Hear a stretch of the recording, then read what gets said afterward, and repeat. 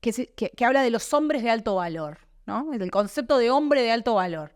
Y son estos tipos que son emprendedores, pero además cuidan su cuerpo, pero además se meten en una tina de agua helada, como hace el de Telegram, por ejemplo, y se filman en Instagram en la tina y cabalgan elefantes, ¿no? Entonces está el de Telegram, Musk, desafiando a pelear a Zuckerberg. Zuckerberg ahora se metió en un gimnasio y parece otra persona. O sea, hay toda esa lógica. Yo creo que el discurso Ojeda era como muy parecido a eso. Y eso le habla a los varones, no a las mujeres. Las mujeres miramos eso y decimos, ¿qué le pasa? O, por ejemplo, tengo 83 millones de tags de los de Mac en todos los objetos porque pierdo cosas. Entonces tengo tagueado todo. O sea, mi hijo tagueado, las llaves tagueadas, las otras llaves. Tengo un tag en todos lados.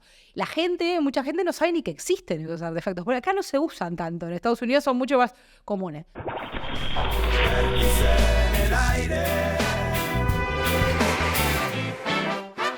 Muy buenas, nuevo capítulo de Vértice. Y hoy estamos con una periodista. Periodista y otras cosas más que nos contará ahora. Nada menos que con Ana Laura Pérez. ¿Cómo estás, Ana Laura? ¿Cómo estás? ¿Todo bien? Bueno, para los que no te conocen y para saber cómo te autodefinís, porque viste que a veces en algún programa van y te empiezan a decir es tal, tal y tal cosa, y vos decís, pero en realidad más importante es esto que eso que dijiste. ¿Quién es Ana Laura Pérez? No, bueno, a veces me pasa que como uno es viejo y empieza a tener como el currículum largo, te preguntan, tipo en un evento o en alguna cosa así, te dicen, ¿cómo te presento? Como para achicar el párrafo. A mí, periodista es una palabra con la que me siento cómoda. Si lo querés hacer breve, es periodista. Y hablando de periodismo, ¿cómo nació el bichito? ¿En qué momento dijiste, yo quiero ser periodista? ¿Eras chiquita que le empezabas a preguntar a las otras niñas algo de eso? No, tenía un abuelo que era como muy... Le gustaba mucho, era maestro, director de escuela, pero le gustaba mucho la política y tenía la costumbre, y eso, era maestro, no era rico, pero tenía la costumbre de comprar todos los diarios. Era colorado, muy colorado, pero leía todos los diarios, puteaba en general leyendo todos los otros, pero era un hincha, como escuchaba la radio, hacía los crucigramas de los diarios, todo. Y yo empecé tenía como un Edipo mal curado con mi abuelo, lo tengo, aunque mi abuelo se murió hace como 10 años o más.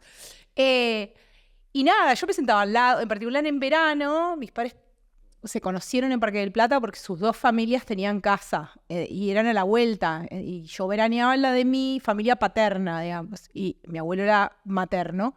Yo iba como a pasar un rato y me sentaba ahí y mi abuelo iba como derramando suplementos. O sea, él iba leyendo el diario en una hamaca de esas típicas de casa balneario y iba como derramando. Y arranqué leyendo Garfield en búsqueda y la Sao Show y después empecé como a subir en la escala y a entender otras cosas y a leer, pero yo quería trabajar ahí. O sea, para mí el periodismo era trabajar ahí. O sea, en esos lugares que mi abuelo leía y que hacían esas cosas. Por eso para mí el periodismo era periodismo escrito. Y cuando empecé, me llamaron, yo trabajaba en El Observador y me llamaron de búsqueda para laburar, además de que yo había sido alumna de Paulillo y todo, para mí era como eso, era trabajar en el lugar que yo leía y que decía quiero trabajar ahí. O sea, era como eso, y leía Cuca Esclavo y me reía, todas esas cosas. Vamos a hablar un poco de todo, pero empecemos por lo que hace poco que sucedió, que es la política y es que tenemos un nuevo presidente. ¿Qué sabor de boca te dejó esta última elección, tanto en las elecciones como en el balotaje? Y poco. Si tuviera que definir una palabra, poco. O sea, sí, la verdad, eso, poca épica, poca emoción, poca discusión, pocos temas de fondo, pocos sueños. O sea, a mí me parece que eso, como que si vos me preguntás con qué sueña Orsi o con qué sueña Delgado, no lo sé. Creo que, entre otras cosas, el Frente Amplio gana porque hay más claridad y es una claridad más histórica que del momento, pero hay como más claridad sobre qué sueña el Frente Amplio como fuerza política. Pero qué sueña Orsi, a mí me cuesta mucho pensar. Yo qué sé, yo siento que la primera campaña electoral que cubrí fue la que ganó Tabaré Vázquez, la primera, ¿no? Y había como claridad sobre cuáles eran sus sueños y sus preocupaciones centrales. Y después hubo 2 o 3 proyectos que él empujó por él. O sea, el Ceibal era de él, o sea, sí, Brecht en el coso, pero era él. El tema tabaco era él, con total claridad. O sea, era él, su obsesión familiar y varios más que tenían que ver con eso. O sea, él tenía 2 o 3 temas que y volvían. Y yo creo que Valle estaba claro. Varios más. Esta elección fue una elección donde vos me preguntás con qué sueñan y no sé cuáles son los sueños que tienen. Me pareció eso. ¿Y vos estás de acuerdo con la gente que dice que más o menos son las dos cosas muy parecidas? Es decir, que ya no se distingue que es un frente amplio diluido y que es una derecha también media diluida. Y lo que pasa es que hay como una especie de, muy uruguayo todo, de ir como pa'l medio, ¿no? Yo creo que por eso, por ejemplo, vota tan mal Mieres, porque ¿qué es Mieres? O sea, como que si yo soy eso, voto al frente, ¿no? O sea, hay como una cosa como una especie de corrimiento hacia el centro, donde vos tenés un presidente que es presentado como liberal, como es Lacalle Pou, que donde cruce la frontera 2 metros, ya se ríen de que diga que es liberal, porque es un tipo que incluso en foros internacionales ha defendido el Estado. O sea, no el Estado como lo concibe el vallismo uruguayo, pero es un tipo que defiende el Estado, está muy lejos del discurso de Milei. Entonces, hay ciertas cuestiones en las que hay acuerdo. A mí no me parece que eso sea malo, a mí me parece que hay ciertas cuestiones que implican que hay un acuerdo sobre que hay cosas que no se tocan. La macroeconomía es otra, donde ya está laudado, que no importa quién gana, pero eso nos da estabilidad, nos da una buena imagen. Y después, sí creo que también hubo una idea de que somos parecidos porque no discutieron sobre los grandes temas. Yo no vi discusiones de fondo, salvo sobre seguridad social. Después no discutimos sobre los temas de fondo. Entonces, sí, somos medio parecidos. O sea, son como ahí, como todos parecidos. Los uruguayos somos todos medio parecidos. Un tema que, sí, bueno, eso es verdad. Un tema que te preocupa bastante, que es el tema de la mujer, por obvias razones. Me preocupa Primeramente, bastante porque sos educado. Me obsesiona y suelo ser un poco intensa. Pero la mayoría de las feministas somos arruinadoras de asados, así que sí. ¿qué tipo de feministas sos? Porque viste que hay gente que las cataloga, las feministas, ¿no? Ya de pique me parece una berretada catalogar. Yo soy feminista, creo que es eso, hay gente que, esta discusión la tengo mucho con mi papá, por ejemplo, ¿no? Es que es un señor que lo intenta, pero tiene 75 años. Entonces, es un movimiento de masas, es eso, también hay que tolerar la diferencia y convivir con ella. Yo voy a la marcha del 8M y pasan un montón de cosas con las que yo no comulgo, que no me parecen, algunas no me parecen desde el punto de vista ideológico, otras no me parecen desde el punto de vista estético, otras estoy lisa y llanamente vieja y me resultan, tipo, tengo la reacción de una vieja, es como, qué necesidad, ¿no? Esa cosa como de vieja, ¿qué tal? Pero no tengo o sea, no encuentro incomodidad. También eso tiene mucho que ver con la concepción del mundo desde la mirada más masculina. Yo no siento que yo necesite que estemos todas de acuerdo en todo para que funcionemos como movimiento. Yo, como soy periodista, no sé si es primero si el huevo o la gallina, pero como soy periodista y porque soy periodista, en general me siento muy incómoda en organizaciones que me dicen lo que tengo que pensar y a quién tengo que defender. Yo no coordino ninguna acción con ningún organismo ni institución del feminismo, pero creo en el feminismo desde el punto de vista teórico. O sea, creo en que las mujeres tenemos que ser tratadas de forma diferente para que alcancemos los mismos derechos que tienen los varones. Creo en una serie de cuestiones que ese movimiento defiende. Después, sobre todo las diferencias se dan para mí en los métodos, no tanto en el punto de llegada. Y a veces siempre hay gente exagerada. Hay gente que le encanta poner de ejemplo a la gente exagerada. Bueno, son no sé cuántos millones de cuadras, yo siempre digo lo mismo, son no sé cuántos millones de cuadras la marcha del 8M y nunca pasa nada. Lo único que pasa normalmente es que 10 o 15 mujeres tiran bombas de pintura en una iglesia. ¿Yo lo haría? No. ¿Me parece grave? Y no, la verdad que no. La verdad, no, me parece una pavada. Y la verdad es que si lo único que tenés para decir sobre la violencia del feminismo es que hacen eso, risas. O sea, yo no lo haría, pero bueno, ¿qué voy a hacer? No, ya está. Lo que se la vincula mucho el feminismo con la izquierda también, ¿no? Hay como yo una no creencia. Soy de las que creen que hay que ser de izquierda para ser feminista. No. Tampoco creo que hay un feminismo de izquierda y un feminismo de derecha, o sí o no, no sé, no me importa.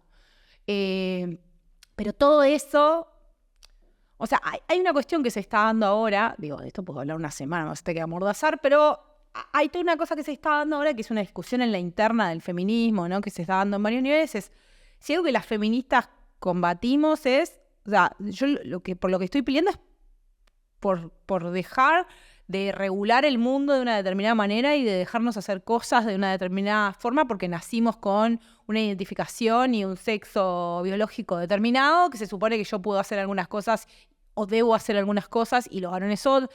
Yo combato todo eso. Entonces, si hay algo que no voy a hacer es construir otra vez una escala donde hay buenas feministas y malas feministas, cosas que está bien hacer y cosas que está mal hacer. Entonces, todo eso me parece que no. Entonces, esta cuestión de, en general, el discurso del feminismo de izquierda y derecha, lo que dice es, estamos las feministas buenas y las feministas malas. No, yo no creo eso. Yo creo que además, voy a poner un ejemplo concreto, ¿no? No sé si se define derecha, pero en el imaginario de la mayoría de la gente es de derecha. Yo me acuerdo el día que Verónica Raffo, socia de un estudio de abogados súper prestigioso, se paró en una TEDx con un cartel atrás que decía feminismo y dijo, yo soy feminista. Para mí ella le habla a gente que a mí nunca me va a escuchar y que siempre va a pensar que yo soy una hippie peluda, que no se peina, y a ella la escuchan. Y algo de lo que ella, y no en vano, Ferrer es una organización que mide en Uruguay el gap, digamos, la distancia en los ingresos todos los años, hace un informe y dice, bueno, los varones siguen ganando más a igual ingreso. Y eso tiene una potencia porque lo hace ella y porque lo hace esa organización que jamás la tendría si le hiciera Cuesta Duarte. Para alguna gente, en determinados territorios. Entonces, para mí eso suma, no resta. No, ¿quién soy yo para decirle a ella que es menos feminista que yo? Me parece que no.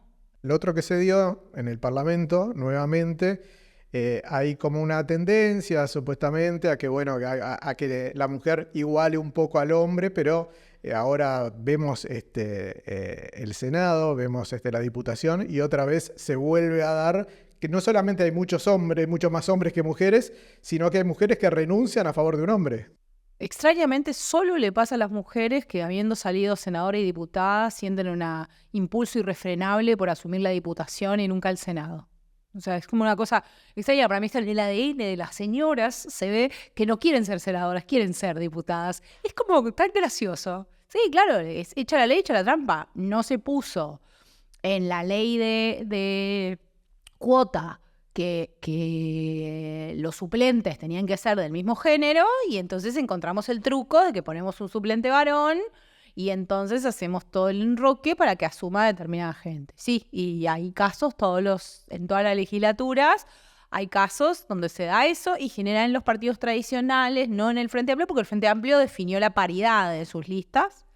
Se da en general ahí, pero no sé, yo ya he visto a Orsi que dice que el gabinete va a ser paritario, pero que lo va a intentar. Yo ya cuando me decís que lo vas a intentar, digo, no va a ser paritario nada. Y lo que además, si tuviera que apostar, diría, es lo que van a hacer es contar los subsecretarios y los ministros. Y si tuviera que apostar, te diría que va a haber más subsecretarias mujeres y más ministros varones. Y vamos a hacer la cuenta en el global, en el mejor de los casos. Si es que efectivamente hay paridad, digamos. Nos vamos un poco de ahí, vamos a juntar dos de tus gustos mayores, que es un poco todo el tema del periodismo y un poco la tecnología. En cuanto al tema de redes, de lo digital, ¿cómo se manejó esta nueva campaña política donde ya contaban con otro tipo de cosas que capaz que hace 5 años no contaban tanto? Una inteligencia artificial un poco más desarrollada y algunas otras herramientas que por lo menos yo te digo, mi planteo para mí fue bastante pobre en el sentido de que dio un poco de pena, ¿no? Sí. Cómo usaron. Sí, todo eso sí. Sí, Dios, sí.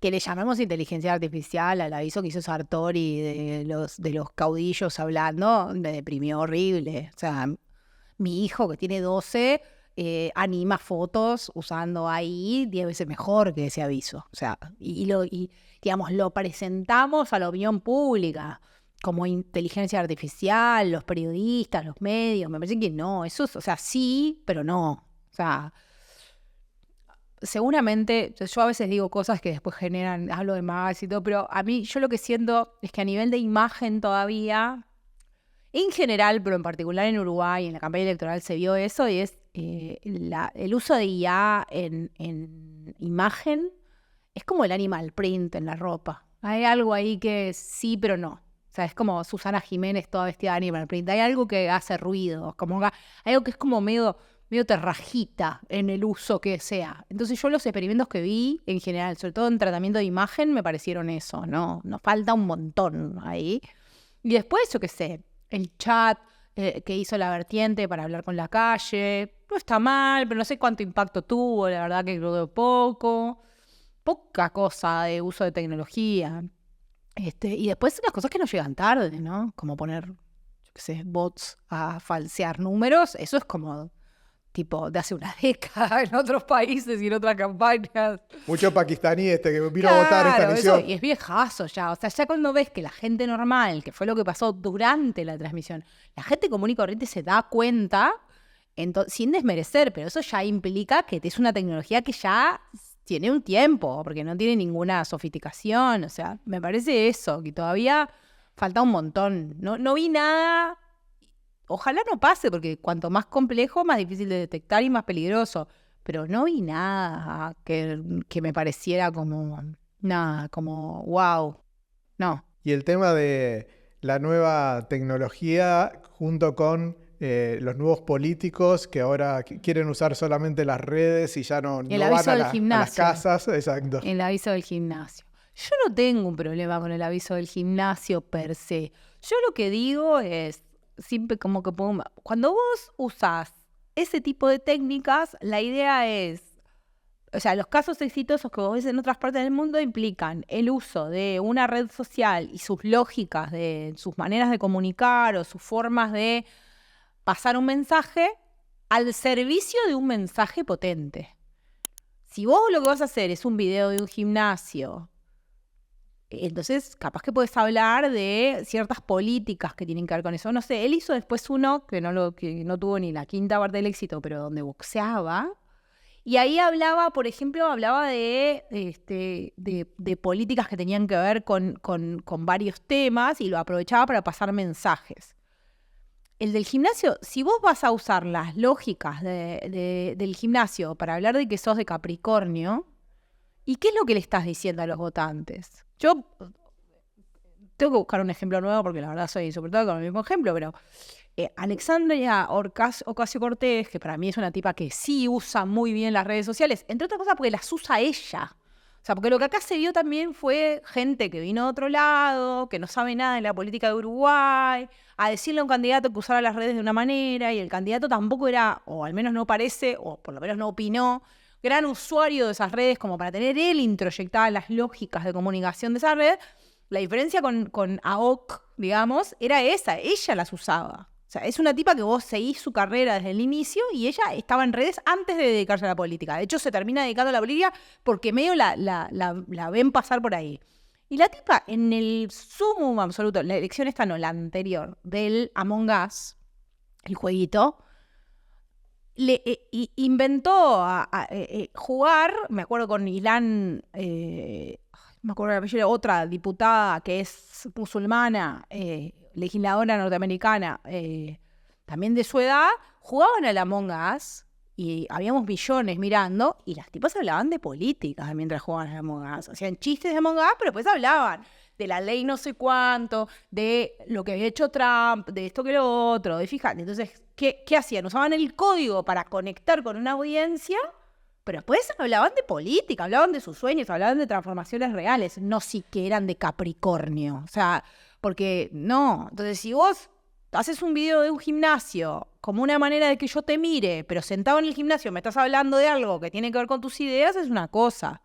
Esto no fue eso. Entonces, a mí cuando decían, yo es una cosa que como que combatí bastante, nadie me dio bola, como casi todo, pero en un momento vi como un discurso a nivel de los medios y los colegas de qué bien comunica. Y yo decía, pero no, ¿por qué? Por empezar, si no sabemos cómo vota, ¿cómo sabemos si comunica bien? Y segundo, a mí no me lo parece, o sea, no es unánime. Había como una cosa como de que si haces determinadas cosas, comunicás bien, no. Sí, o está comunicando a los jóvenes, por eso Como que los nosotros jóvenes no son todos entienden. tarados, que lo único que quieren es hablar de Capricornio y que votan a un tipo por el signo zodiacal. Pero bien cosa de país de viejo como el Uruguay, subestimar a los chiquilines pensando que lo único que les importa es el signo zodiacal del tipo que van a votar. Gente que vota por boludeces hay en todas las edades. O sea, hay viejas que votan porque le parece linda a la persona, señores, pero además lo interesante para mí tenía que ver con las burbujas de circulación de algunos periodistas y creadores de contenido o personas que hablaban de estos temas, y en general con el hecho de que son varones. Había como una idea de que el tipo le hablaba a las mujeres. Y en realidad, yo con todas las mujeres que hablé, con la mayoría de periodistas muchas veces, había como una unanimidad en que en realidad el discurso de Ojeda era un discurso para varones. Era el flaco lindo del gimnasio que le dice a los que nunca van a llegar a ser el flaco lindo del gimnasio, votame a mí porque soy como el flaco lindo del gimnasio. Que además, de hecho, es rastreable en algunas lógicas de la política que se están dando en otros países. Hay algo de eso que tiene que ver. Hay un artículo re interesante sobre ese tema, que creo que salió en Público, ¿no? que habla de los hombres de alto valor, ¿no? Del concepto de hombre de alto valor. Y son estos tipos que son emprendedores, pero además cuidan su cuerpo, pero además se meten en una tina de agua helada, como hace el de Telegram, por ejemplo, y se filman en Instagram en la tina y cabalgan elefantes, ¿no? Entonces está el de Telegram, Musk, desafiando a pelear a Zuckerberg. Zuckerberg ahora se metió en un gimnasio y parece otra persona. O sea, hay toda esa lógica. Yo creo que el discurso Ojeda era como muy parecido a eso. Y eso le habla a los varones, no a las mujeres. Las mujeres miramos eso y decimos, ¿qué le pasa?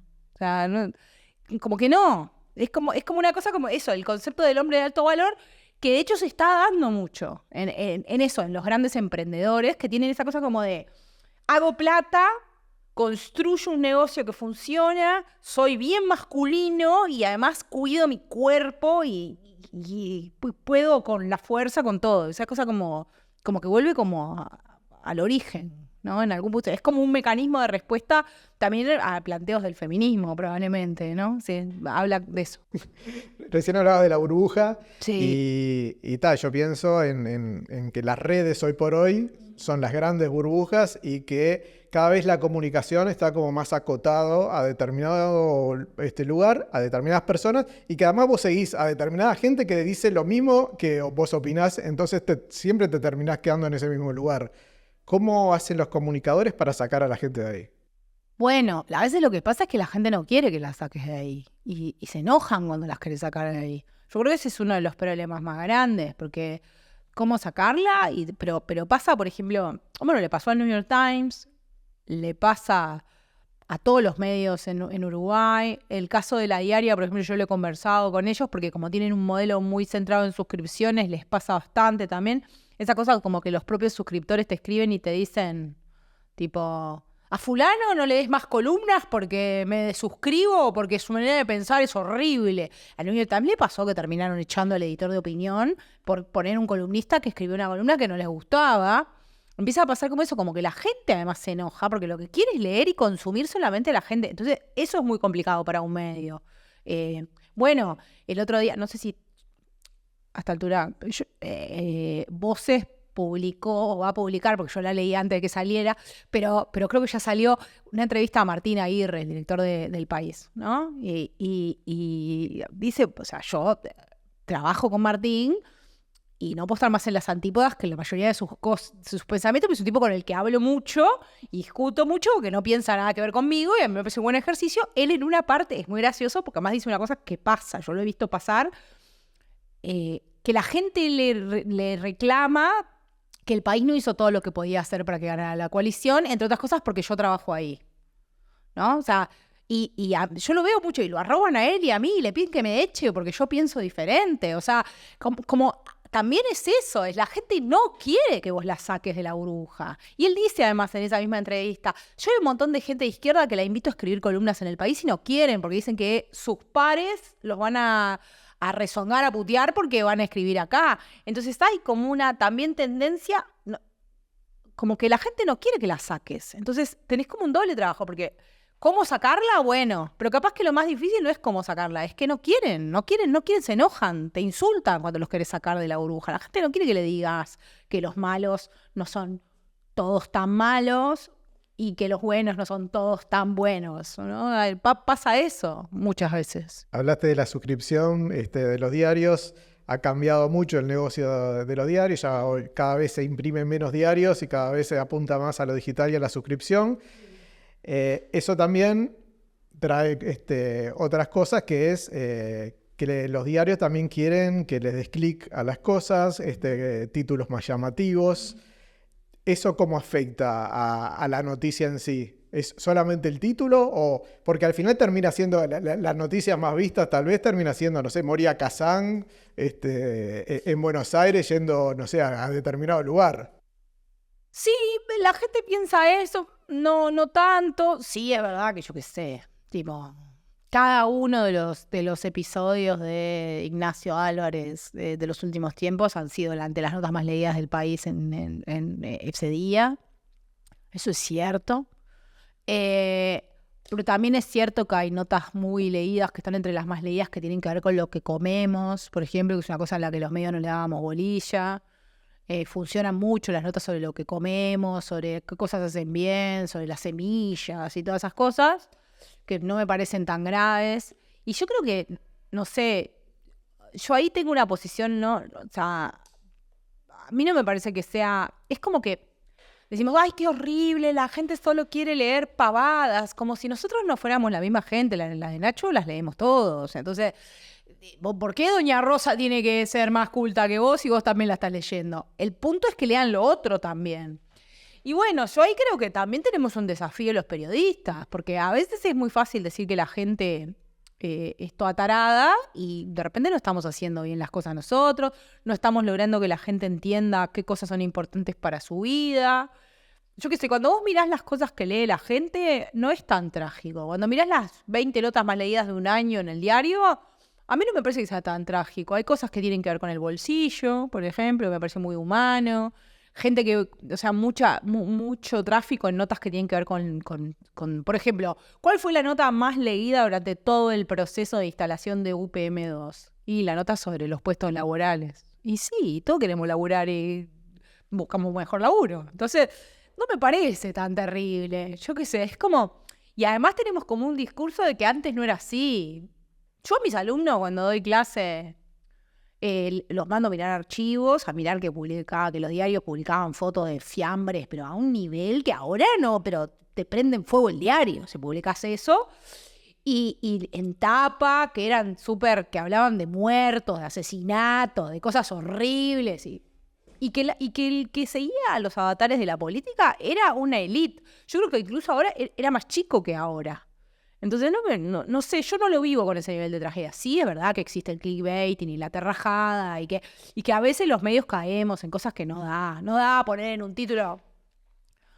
No sabés la sanción que le puso la Conmebol a Peñarol. Y no, la verdad que no pongas ese tipo, poné la sanción, porque al final no estamos olvidando del periodismo. Y a veces los medios hacemos eso. Todos hemos hecho eso alguna vez. No está bien, estamos aprendiendo.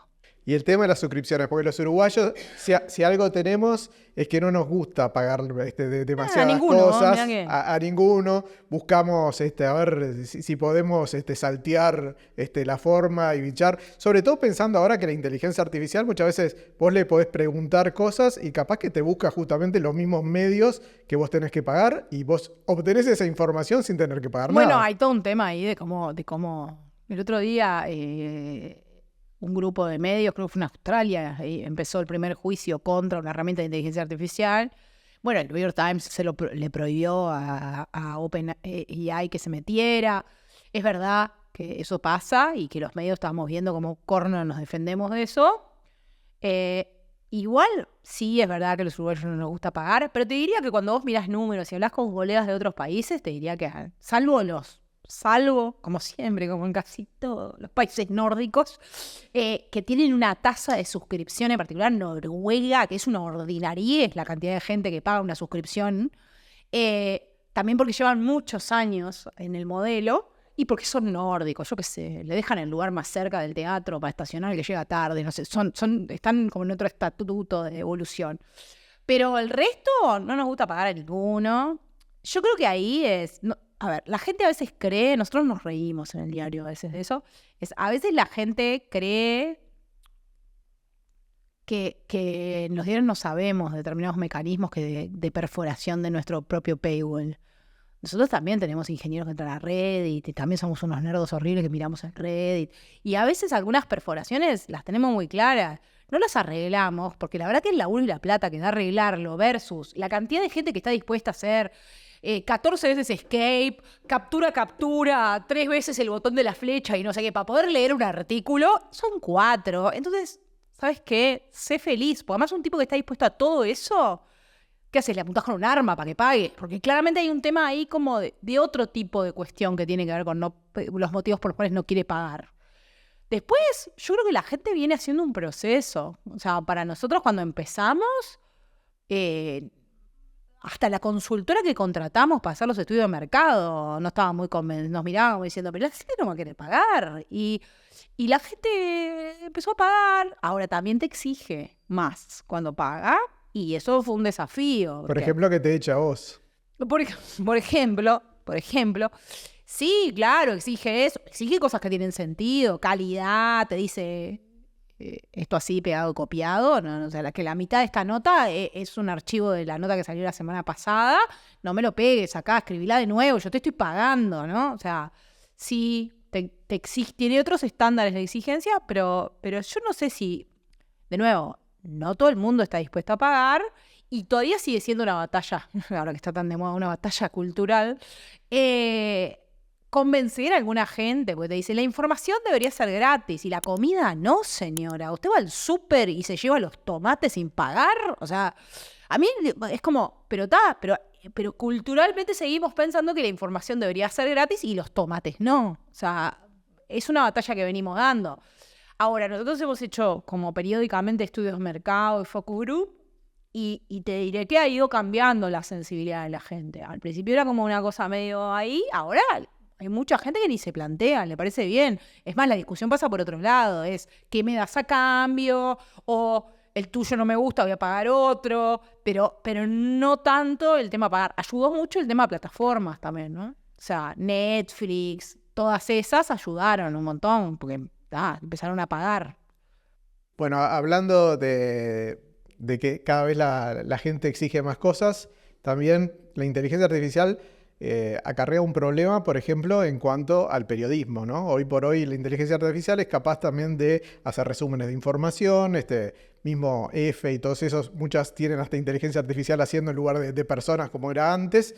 Y esto va a avanzar. Nosotros tenemos. Claro, pero esto además va a avanzar. De acá a que una propia IA pueda realizar todo un diario, falta muy poco, o ya lo puede hacer, pero bueno, capaz que todavía no está al servicio. Entonces la pregunta es, ¿qué tienen que ofrecer entonces? ¿Qué valor extra ofrecen los periodistas en comparación con lo que podría llegar a ser la IA? ¿Dónde está el diferencial? Bueno, yo creo que eso sacude mucho el tipo de periodismo que estábamos haciendo. Pero a mí eso me parece sano también. Es tipo, no hay lugar para algunas cosas. Nosotros en el país estamos haciendo, hay un equipo que está trabajando en un proyecto de inteligencia artificial. Básicamente lo que tenemos hasta ahora es que escribe notas que podríamos llamar commodities. O sea, escribe notas tipo las 10 cosas más vistas en Netflix, todo lo que tiene que ver con meteorología, dólar, resultados de la lotería, el 5 de oro, todas esas cosas que yo antes tenía una persona para hacer eso, o más de una persona, y la verdad que no agregaba valor un ser humano haciendo eso. Y ahora puedo liberar esa persona en un país donde tener un medio es muy caro y donde son intensivos de mano de obra y la mano de obra es cara. Puedo liberar a esa persona para hacer otra cosa. Ahora, eso también implica, bueno, ¿qué periodismo estábamos haciendo? ¿Qué periodismo estamos haciendo? Si lo que estábamos haciendo es recauchutar cosas y reescribirlas, y nos queda poco. Si básicamente lo que estás haciendo es levantando una entrevista de la radio y redactándola, y dame 2, 3 años, eso lo hace sola la herramienta, ¿no? Ponele, pero yo creo que espacio para el periodismo hay, porque la búsqueda de información, la sistematización, a ver, Otra vez leí un artículo que me pareció como súper interesante que de un yanqui, que lo abordaba por el lado de la publicidad, pero él decía que vivimos en la era del promedio, que todos los algoritmos y los sistemas de inteligencia artificial básicamente lo que hacen es promediar. O sea, la gente cree que la inteligencia artificial escribe, ¿no? Los generativos escriben. En realidad predice la palabra más probablemente siguiente a otra y eso es promedio. O sea, entonces... Y el periodismo debería correrse del promedio. Es más, debería siempre haber estado corrido del promedio. O sea, ¿qué es lo que tiene el periodismo para aportar? Eso es salir de la caja, pensar cosas, decir, che, esto acá, conectado con esto acá, me da otra cosa diferente. O, ¿qué está pasando ahí? O preguntar cosas, investigar, procesar información. A usar la inteligencia artificial para esas cosas. Porque para muchas cosas es muy cómoda. Para procesar información, por ejemplo... A mí me pasaba que yo levantaba, porque me gusta, porque tengo un problemita, levantar los números de la Corte Electoral y hago Excel y miro cosas para entender. Para mí, porque no tengo vida, claramente, o sea, tengo un problema ahí. Pero, por ejemplo, me pasaba que levantaba los APIs de la Corte y me venían todos desordenados. Los pegaba en el chat GPT y le decía, armame una tabla con eso. Y el tipo decía, y me venía la tabla. Armame una tabla para pegar en un Excel. Claro. ¡Una maravilla! Ahora, la nota no la iba a escribir, el pienso de mirar esa tabla no lo iba a hacer, los datos que surgían de ahí o la capacidad para entender algunas cosas que pasan ahí, y es otra cosa. Ahora, el tipo me armó la tabla, me hizo la vida. Eso en otra época me hubiera llevado semanas. Así que lo que entiendo es que los periodistas van a ser como unos curadores de obras, que van a decir qué información está bien o qué usar y qué no. Información, o sea, si yo qué sé, que Astesiano está haciendo chanchada, no se va a enterarla ahí, probablemente, ¿no? O sea, creo que hay que volver, en algunas cosas hay que volver a las básicas, ¿no? Salir a la calle, mirar para el costado, o sea, hacer esas cosas, que esas no las va a hacer la inteligencia artificial. Al menos siempre va a estar en el promedio y el periodismo también está lleno de momentos en los cuales alguien dijo, che, acá hay algo raro, ¿no? O sea, por volver al ejemplo paradigmático que cualquier periodista sueña con que le ocurra, ¿no? Y es el de todos los hombres del presidente y la caída de Nixon. Ahí hubo un periodista que recién empezaba, lo mandaron a cubrir un robo pedorro y el tipo dijo, che, acá hay algo raro. Acá hay algo raro. Estos 5 flacos yo los ubico a algún lado, ¿no? Y empezó como a tirar de la piolita y descubrió toda una trama que implicó que el presidente estaba grabando a sus adversarios y que sabía todo. ¿Eso lo puede hacer una AI? Y yo creo que por ahora no, que en 10 años probablemente no. Y no sé si le interesa a una AI hacer eso además. Entonces creo que ahí hay espacio para laburar. Una palabra que aparece con todo el tema de la tecnología, no solamente de la I, sino de la tecnología en sí, es la palabra que hace tanto no se usaba, que era procrastinar. Ahora sí, la palabra procrastinar. Yo te imagino, decime en cuánto le estoy errando, porque vos además sos muy amante de la tecnología, hace mucho tiempo que estás involucrada, que vos estás por llegar a tu casa, ya te detecta, te abre la cerradura, vos abrís, te prende las luces, a cuando te levantás ya tenés pronto el café. Decime qué es lo que tenés. ¿Tenés programado todo en tu casa? No, ¿o para no? algunas cosas soy muy tecnológica y para otras soy súper analógica. Yo sigo haciendo, tipo, el café lo sigo haciendo en una cafetera de esas de prensa americana porque me gusta. Soy vieja para algunas cosas. Para otras sí. Para mí uno adopta la tecnología cuando le hace sentido. Hay cosas, sí, es un ejemplo viejo, pero yo a veces cuando recién empecé a dar clase les ponía ese ejemplo a mis alumnos. Yo no entendía Snapchat, no terminaba como de entenderlo para qué me servía. No es que no lo entendía, sino era como tipo, ¿y esto para qué? ¿No? Hasta que un día empecé a dar clases de noche y tenía que avisar cuando salía de dar clase a las 11 de la noche que salía. Y entonces, claro, era muy cómodo. Sacaba una foto y la mandaba y la foto desaparecía. Porque ahí entendí que el concepto, o sea, empecé como a procesar internamente, abandonar el concepto de foto como yo había sido educada que era una cosa para la posteridad, a llevar la foto, ahora es una obviedad porque hicimos todo ese tránsito, pero en ese momento era complejo pensar la foto como una manera de comunicación efímera. Y entonces vos observés, mis viejos tienen 75 años y Netflix lo aprendieron a usar en 5 minutos porque les hizo sentido. O sea, otras cosas no les hicieron sentido, pero esa les hizo sentido. YouTube lo usan más que yo, probablemente, porque consumen mucha cosa, tipo programas argentinos de periodismo y esas cosas. Entonces les hace sentido. Yo creo que la tecnología, para mí, yo creo que, por ejemplo, esta discusión de la inteligencia artificial ya existía. ¿Pero por qué reventó el año pasado? Y porque el ChatGPT le hizo sentido a un montón de gente. Porque combinó varias cosas. Era fácil de manejar y además te solucionaba 4 o 5 problemas grandes que tenías. Y entonces la gente lo aprendió a usar. Entonces yo incorporé la tecnología en mi vida de esa manera. Por ejemplo, soy un queso horrible toda mi vida. Fui un queso para ir a lugares me pierdo. Yo, el Waze, me sacás el Waze y me muero. O sea, no hago nada sin el Waze. O sea, es como, forma parte de... O, por ejemplo, tengo 83 millones de tags de los de Mac en todos los objetos porque pierdo cosas. Entonces tengo tagueado todo. O sea, mi hijo tagueado, las llaves tagueadas, las otras llaves. Tengo un tag en todos lados. Mucha gente no sabe ni que existen esos artefactos. Porque acá no se usan tanto. En Estados Unidos son mucho más comunes. Entonces vos me decís, ahí sí, la gente dice, ¿qué es eso? Sí, porque además triangula con la propia red de los celulares, los tags. Claro, yo tengo todo en el teléfono, todo con un tag. Tiqui, tiqui, tiqui, la llave, el hijo, todo tagueado. Es más, tu celular lo están usando ahora otros para encontrar determinadas cosas si estás cerca de ese lugar. Obvio, claro. Y ahí es la discusión de la privacidad. Y yo le entrego todo al Waze porque me soluciona algo con total claridad.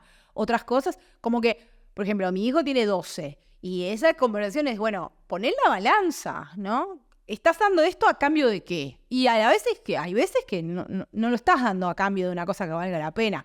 Ahora, yo no podía, de verdad, había barrios enteros en los que no podía. Yo Positos me perdía porque está todo flechado, era horrible, pasaba mal, y ahora puedo funcionar y le entrego mi privacidad. Sí, claramente, a conciencia, pero sí. Sí, muchos dicen que esa carrera ya la perdimos, que ya le entregamos todo, porque todo el mundo que usa Instagram, que usa Facebook, que usa WhatsApp, acepta un montón de parámetros que estamos entregando muchas veces sin leerlas, ¿no? Yo las leo. Igual las entregás. La gente no me cree, pero yo las leo. Yo creo que hay que entregarlas con los ojos abiertos. Yo sigo creyendo eso. Ahora, lo que pasa es que también tiene que ver con estar en este mundo. Yo me acuerdo hace años le hice una entrevista a un empresario que era latino, pero vivía en Miami, hablando del tema de no hablar en inglés y vivir en Estados Unidos. Y el tipo me dijo, no hablar en inglés viviendo en Estados Unidos se dan las dos puntas. O sos las señoras que hacen las camas en los hoteles y como no interactúan con nadie más que su jefe directo que es tan latino como ellas y habla español, no precisan hablar con nadie en inglés porque están al final del tarro o en la otra punta, donde vos te puedes dar el lujo de hablar en el idioma que a vos se te cante porque el otro es el que tiene que hacer el esfuerzo de entender. A mí me pasa que cuando la gente dice, no hay que usar WhatsApp, WhatsApp te contamina, WhatsApp te hace daño. No podés ser más privilegiado, porque ¿sabes qué pasa? Hay un montón de gente que no le puede decir al jefe, yo no voy a usar más WhatsApp porque me contamina, porque me ensucia la vida, así que no te voy a contestar más mensajes a las 8 de la noche cuando vos me escribas. Y porque no pueden, porque no están dadas las condiciones estructurales para hacer eso. Entonces también es como que la privacidad es un lujo de gente con plata. Primero porque vos podés comprarte un iPhone, que es mucho más caro que los otros, que te pone un cartel que dice, le estás dando el alma a fulano, cuidado, ¿no? Porque Mac entendió que era un camino para seguir siendo relevante, vender la privacidad. Y después porque, aún así, hay gente que puede darse el lujo de usar determinadas aplicaciones o de no usarlas, y gente que no. Si vos sos repartidor de pedidos ya, no podés no usar, o si manejas un Uber, no podés no usar el Waze o no usar Uber, o no podés. Entonces, si sos empleado, no podés decir no uso más WhatsApp. Yo la gente que conozco que no usa más WhatsApp, toda tiene plata. O sea, te fuiste a vivir abajo un árbol a la mitad de la nada. En el medio estamos todos. El debate lo vi como mucha gente y lo escuché a Orsi, también a Delgado, pero nos importa a Orsi, que ahora es el presidente, decir la palabra inteligencia artificial muchas veces sí. en el discurso que decía. La pregunta es, ¿hasta qué punto el Estado está capacitado? Por ejemplo, pienso en la educación, pero también puedo pensar en un montón de otros servicios que da el Estado, para albergar esa tecnología de una forma rápida a la misma velocidad que avanzan las tecnologías. Y otra cosa que justo hablándolo con otra persona en cuanto a la educación, que me decía, sí, está bien, pero nosotros no podemos poner una inteligencia artificial que el dueño es alguien que es extranjero al servicio, por ejemplo, de la universidad. Tendría que la propia universidad crear su propia IA. Y bueno, si vamos a esperar eso, estamos en el horno. No, no va a pasar nunca. Claro, esa discusión se dio en su momento con el tema cloud y la universidad hace años, se iba al coso.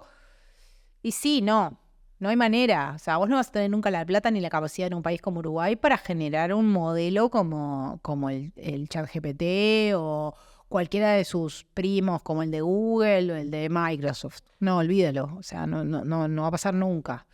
Porque lo que pasa es que a mí es una de las obsesiones que tienen que ver con la tecnología, de salir de esa idea que había en el Uruguay, creo que ahora un poco menos, de que el periodismo de tecnología, por ejemplo, era hablar de modelos de celulares y no de estas cosas. Y que, por ejemplo, en la tecnología y la implementación de tecnología se reproducen desigualdades preexistentes, se arrastran, se profundizan. Entonces, los países que somos periféricos somos más periféricos, ¿no? O sea, y estamos peor y más jodidos. O sea, esa discusión, y la gente, a su vez, le pasa lo mismo, esto que hablábamos de la privacidad. Entonces sí, yo creo que, y lo que creo es que si el Estado, o sea, yo creo que hay gente en AGESIC que trabaja mucho y muy bien en temas que tienen que ver con la inteligencia artificial desde hace mucho tiempo. En Ceibal hay gente que labura en esos temas. Me consta porque he trabajado en los dos casos tangencialmente en algunos proyectos, pero porque hay gente muy potente en los dos lugares, de distintas formas y con planteos diferentes. En los dos lugares hay gente que sabe y que entiende y que estudia. Después los políticos no tienen ni idea de nada y hablan porque suena lindo hablar de inteligencia artificial y no estudian. Entonces, si vamos a legislarlo y lo vamos a plantear y lo vamos a poner arriba de la mesa, por empezar hay que llamar gente que entienda, porque si no a mí me hace acordar a la discusión de la despenalización del aborto. La primera vez que se dio la discusión, yo las cubrí todas, pero la primera, me acuerdo, porque yo tenía 20 y pico y estaba como en ese circuito, tenía amigas, conocía casos, sabía cómo venía la mano, y los tipos estaban en la comisión de salud discutiendo sobre las clínicas, y las clínicas hacía 5 años estaban todas cerradas, y el misoprostol era lo que se estaba usando, y el tipo no sabía ni lo que era. Entonces, con la inteligencia artificial te pasa lo mismo. A veces tienen conversaciones y decís, ¿de qué están hablando? No entienden nada. O sea, entonces yo creo que nadie pretende que los políticos, que los legisladores sepan de todos los temas, pero entonces te tenés que sentar y traerte gente que sí sabe, porque es un tema con un nivel de complejidad muy alto, donde si no corres el riesgo de hacer una ley como esa que presentó Sartori, que dice, propenderemos a la inteligencia artificial de buena onda, y no dice nada del proyecto, lo lees, y es la nada. Entonces, eso, como que si lo vamos a yo creo que hay que legislarlo, que en otros países. La otra es, la ley europea no es mala, andá y para hacer una cosa que está mal, más vale andá y copia esa, que no está mal, que responde a laburo hecho en serio, y después lo otro es, vamos a aprobar una ley y hay que hacerla cumplir, ¿no? O sea, ¿quién usa? ¿Cómo se usa en Uruguay? Yo hice en algunos trabajos que hago de consultoría, en uno me trabajé para una organización internacional que estaba haciendo un estudio sobre el tema, y relevé en América Latina con expertos de varios países, en entrevistas y reuniones grupales, y lo primero que te decían en comunicación, ¿no? El uso de inteligencia artificial en comunicación. Y lo primero que te decían todos es, antes de empezar a pensar en legislar, el problema que tenemos en América Latina es que ni siquiera sabemos quién la está usando y cómo y para qué. Entonces, hay que arrancar por ahí. No sabemos en Uruguay cuánta gente la está usando, para qué, de qué manera, con qué forma. Sí, no, además, el otro día hablaba con un docente universitario diciendo, en realidad, hoy por hoy, hasta las propias empresas, las empresas más modernas, están empezando a contratar gente que sabe de inteligencia artificial, y todo el mundo dice que en realidad la diferencia no es que la inteligencia artificial va a robar trabajo, sino más bien quién sabe manejar la inteligencia artificial para poder usarla bien. Y yo digo, bueno, pero entonces los que tienen que enseñar eso es la universidad, es la escuela, es el liceo. No es que no podemos ponernos como de policías en lugar de enseñarla, como diciendo, no, a ver cómo la están usando, o no quiero cambiar las formas que yo enseño, esas formas un poco perimidas de estudiar de memoria, y no usar esas cosas. Y claro, y hay un problema, por ejemplo, en la universidad, que la universidad tiene derecho libre de cátedra. Por tanto, cada uno, entre comillas, hace lo que quiere, entonces tampoco se lo puede obligar a nada. Entonces, me resulta como un tema muy complicado en un mundo que cambia tan rápidamente que la universidad, además, no hace mucho le hice una entrevista al rector también de la universidad y te tira como muchas generalidades que están buenísimas, pero no hay como ningún planteo, ni hay como grupos de estudio que están siguiéndolo rápidamente. Lo cual es preocupante, sobre todo porque nosotros nos decimos que somos un país que una de las cosas que puede aportar al mundo es gente que trabaje en tecnología. Y el otro día estaba leyendo, mira, no sé si no fue hoy, que uno de los recursos escasos son los docentes para enseñar ese tipo de tecnologías. Por tanto, queda mucha gente afuera de los cursos que se dan. Y eso me lleva a otra cosa. Me lleva a la inteligencia artificial como un profesor particular. ¿Podremos llegar a eso? ¿Una cosa más personalizada? ¿Un docente personalizado que sea la inteligencia artificial? Bueno, yo creo que de hecho para algunas cosas ya se usa. Yo creo que si resuelve, es este mismo ejemplo del periodismo. Para algunas cosas, para algunas tareas puntuales, para armar tutoriales, para el entrenamiento de cosas como que tienen cierto grado de poca creatividad y automatismo, sí. Y lo otro, de nuevo, desafía eso que vos decías. Desafía la forma en la que pensamos el aula y el proceso de aprendizaje. Si es una construcción colectiva entre quien da clase y quien la recibe, entonces es más difícil pensar que lo puede hacer la inteligencia artificial. Ahora, si lo que vos hacías era poner un PPT en la pared y hablar como un loro 1 hora y media, y eso lo puede hacer la inteligencia artificial, capaz que mejor incluso. Entonces, sí, lo mismo yo creo que eso, la primera reacción, yo lo hablaba con algunos amigos que son docentes casi todos y en general trabajan en temas que tienen que ver con la tecnología. La primera reacción en el Uruguay fue el Congreso AMEC de decir, tipo, controlemos que no copien. Esa fue la primera reacción del sistema educativo frente al ChatGPT, ¿no? ¡Van a copiar todo! ¡Controlemos! En las universidades públicas y privadas, en los liceos, la preocupación más grande era esa. Después fuimos haciendo el proceso y apareciendo otras voces que dijeron, che, capaz que se pueden hacer otras cosas, capaz que podemos ayudar a los estudiantes a entender. Yo, con mi hijo, lo primero que hice fue, cuando empezó, el ChatGPT, lo senté y le dije, mirá, decile, ¿cuántas A tiene casa? ¿Cuántas A tiene casa? 2. Decile que no, que tiene 3. Tiene 3. Sí, perdón, tiene 3. Le digo, ¿ves? Cuando vos le preguntás otra cosa que no tenés ni idea, capaz te está contestando esa boludez. Tené cuidado, ¿no? Entonces sirve cuando vos preguntás cosas sobre las que sabés o tenés capacidad para evaluar la calidad de la respuesta, por ejemplo. Pero mirá que a veces contesta cada pelotudez que no puede ni ser. Y lo otro es, de nuevo, el promedio. Contesta cosas que nunca son genialidades. A mí, por ejemplo, en términos de periodismo, me irrita porque parece, con el perdón de los periodistas deportivos, pero parece un periodista deportivo. Tiene una sobreadjetivación el ChatGPT que es espantoso. Vos le pedís que te escriba un texto sobre cualquier cosa y todo es maravilloso, genial, bárbaro, brutal, bla, bla, bla, bla. Yo segundo prompt que le doy es sacarle los adjetivos.